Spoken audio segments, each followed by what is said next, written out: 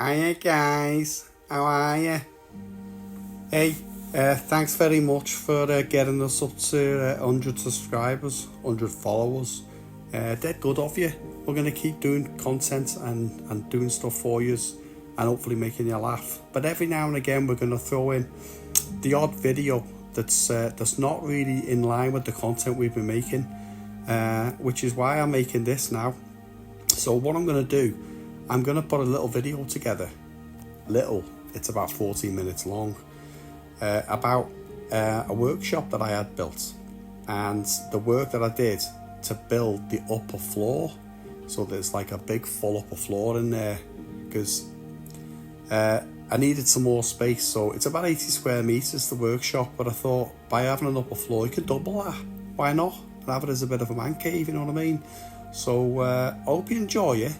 There's some dodgy commentary overlaid on the video, but I'm sure, as you've guessed by now, that me and Gloria are actually two different people, and Dick and Gloria are basically made up. I bet you never guessed that, did you?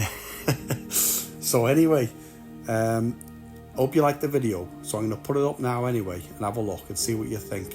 And we'll have a look at the likes and everything, and kind of gauge really where we're going, you know, with this channel. But we're definitely going to keep still doing the Gloria and Dick stuff anyway. So sit back, enjoy, and let us know what you think. Cheers. Ta-da now.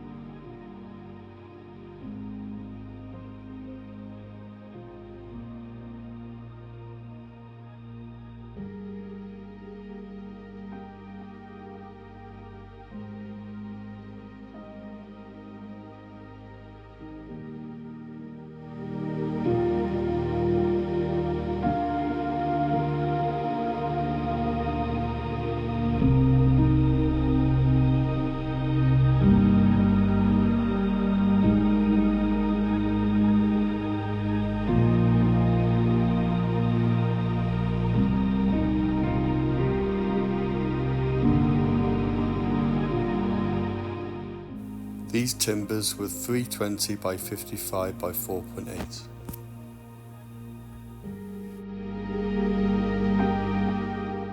These cross members and brackets to the uprights had to be cut away and removed to allow access for the structural cross members. As you can see, there's now a gap in place to allow for the structural timbers, and C-channel steels have been fixed to the uprights to support the cross members. So now we can start applying the structural cross members onto the C-channels, bolting them through with M12 stud bar, M12 nuts and square washers to form the first section of the cross bracing.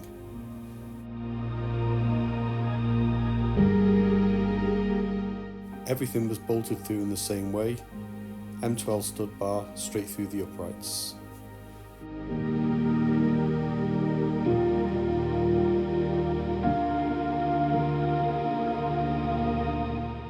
If you note the Z cut in the structural timbers going across, this was due to the fact that the timbers weren't long enough to span the entire shed.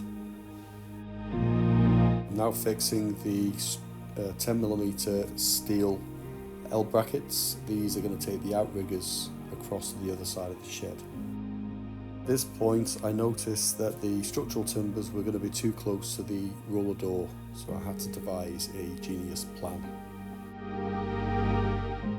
And the plan came in the form of these 100mm steel box section spacers, which would be able to take the structural timbers 100mm away from the roller door. Then the process can repeat with supporting the timbers, fixing the brackets and setting them onto the C-channels and bolting all through the uprights. Once the front, middle and rear supporting structure was in place, I was now able to start the outriggers to travel from front to centre and centre to rear. This was in a dual section, 2 beams straight through the centre at about 350mm wide.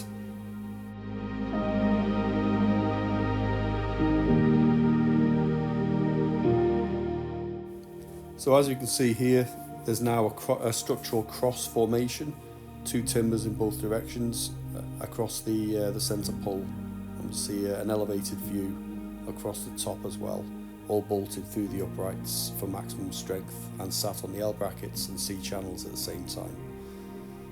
Now starting to fit noggins in between the wide front to rear, rear to centre structural timbers. That's just to keep them rigid, keep them together like an I-beam. So at this point I was in 2 minds how to hang the joists, so I decided rather than use joist hangers, I used 90 by 90 pallet timbers and bolted them through several times with M12 stud bar and nuts and square washers. This was incredibly strong and saved a lot of money. They were set at a height so that the joists, once fitted, as you can see there, were the perfect height to line up with the height of the structural timbers. There wouldn't be any discrepancy when the boards were being laid.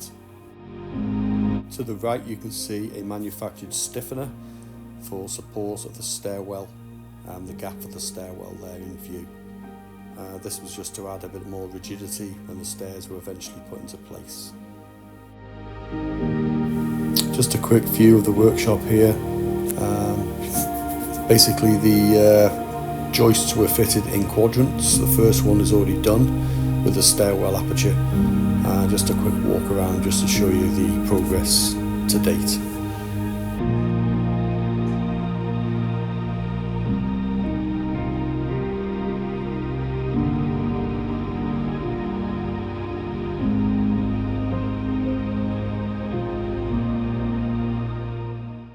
All noggins are now in place through the centre structure to add a bit of rigidity, and a quick elevated view to show the 3 quadrants that have been completed so far. I'll now move on to completing the 4th quadrant. So all quadrants now done. Move on to the stairwell because I'm tired of getting up and down on the step ladder. So we'll start with designing and constructing the stringers. So I've never built stringers from scratch before, but they were fairly easy. You can get plenty of ideas, information from YouTube channels. There's 3 stringers in the uprights and the lower section for added strength, bolted through and set at a height to take the top step so that it'll be flush with the boards once in. So you can see now the steps are starting to form. I had to dogleg the steps due to the fact that I realised from the mathematics it was going to extend outside the side of the shed. So a small platform and a set of 4 90-degree stairs was necessary. Now all the steps and treads, rise and falls are all correct as per legislation. And a quick view here showing the stairs and the first use by my little girl.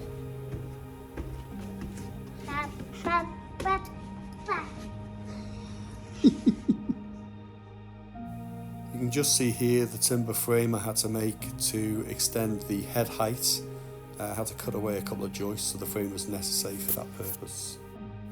This is the first batch of 18mm MDF boards that are used for the upper tread boards across the structure. As you can see now, a quick video just showing the space that's been created.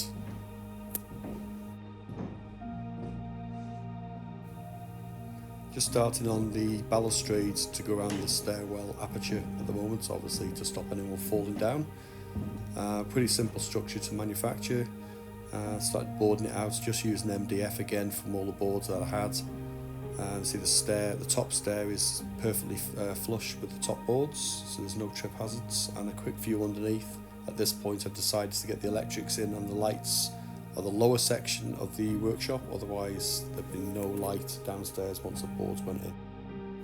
Here I applied 4 uprights to the centre pole downstairs. I needed to use the power that was available there. Basically the 4 uprights are fitted to jacks so that I could put pressure underneath the 4 L brackets holding the structure up above.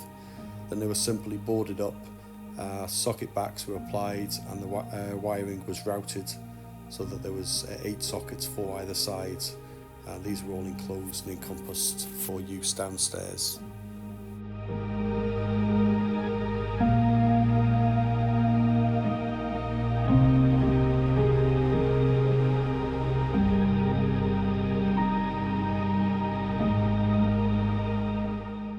So moving to upstairs, I decided to box in the roller door. It was completely accessible from outside still.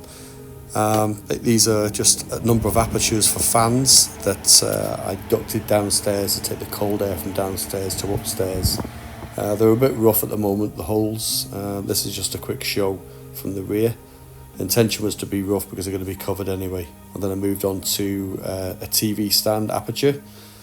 This was all slowly boxed in with power and a TV mount bracket. And again, you can see it just starting to take shape now with the boxing around the sides as well. From this point I decided enough had been done structurally, so I decided to paint it and apply wooden trims, stain those. As you can see, this kind of follows suit as we continue around. Again, back to the TV stand, incomplete at the moment but taking shape and just needs a bit more painting, and the same for the balustrade. So continuing on now, this side has been finished.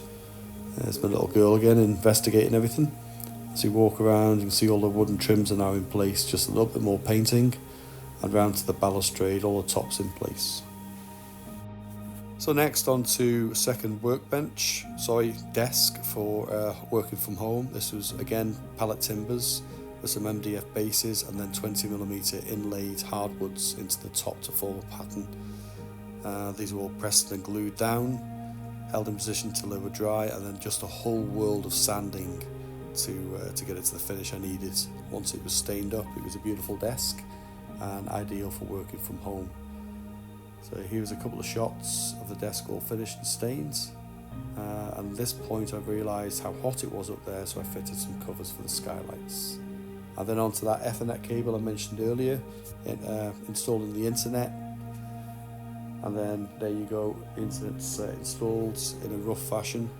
Desk in place, surrounds all been built up, and the trims are all in line with the desk, so it all blends in. And I'm starting to populate with computers and certificates.